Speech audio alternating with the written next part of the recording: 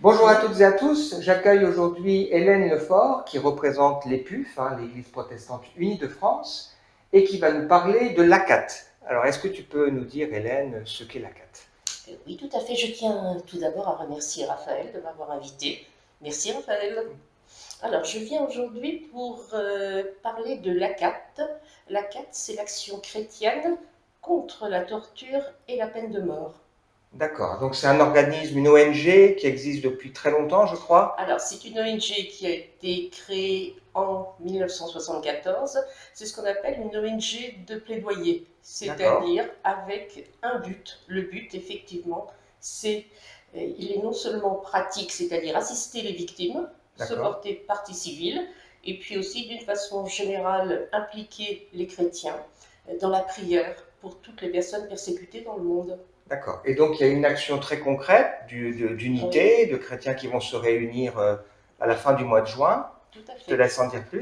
Tout à fait. Alors cette ONG se distingue par exemple de la Ligue des droits de l'homme ou d'Amnesty International. Elle se distingue par son caractère spirituel. C'est D'accord, une ONG à caractère écuménique pour les objectifs de laquelle la prière tient une très grande place. d'accord. Parce qu'on peut agir par la prière et par les actes.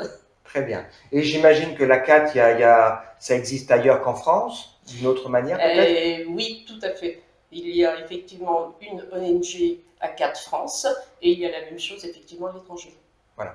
Et est-ce qu'on a une idée des chiffres de gens qui aujourd'hui sont condamnés à la peine de mort ou c'est difficile?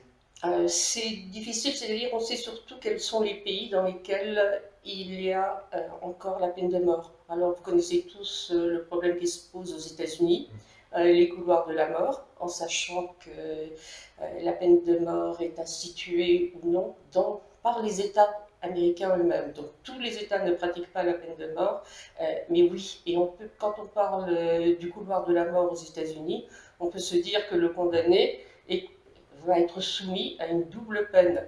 Non seulement il y a au bout qu'il attend la peine de mort, mais il y a aussi le temps d'attente très très long avant que cette peine ne soit effective. Alors, et dans des conditions qui sont, on va le dire, inhumaines, D'accord. qui ne sont pas dignes de notre époque et indignes de tout chrétien. Voilà. Et donc la CAT, les actions en France, c'est essentiellement donc dans la prière, c'est ce qu'on a entendu. Est-ce qu'il y a d'autres actions qui sont... Oui, il y a trois types d'actions. Il y a effectivement la prière, donc un certain nombre de groupes sont constitués par département, parfois deux ou trois.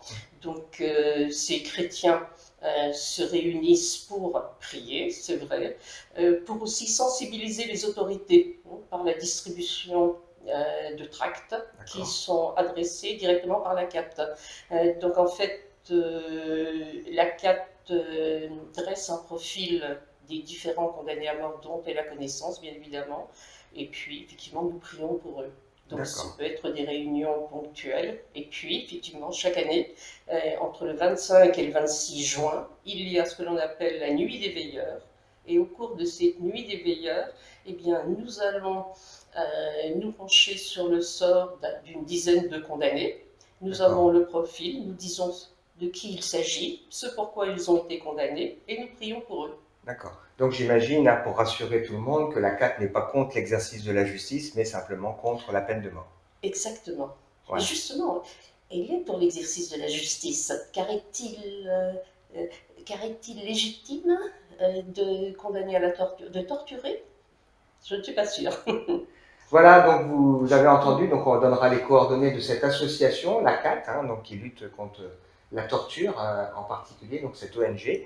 Merci Hélène. Alors avant qu'on se sépare Hélène, qu'est-ce que tu aurais envie de souhaiter aux habitants d'Épinal ou des Vosges? Eh bien, un bien vivre ensemble, D'accord, quelles que soient nos différences, parce que nos différences nous enrichissent.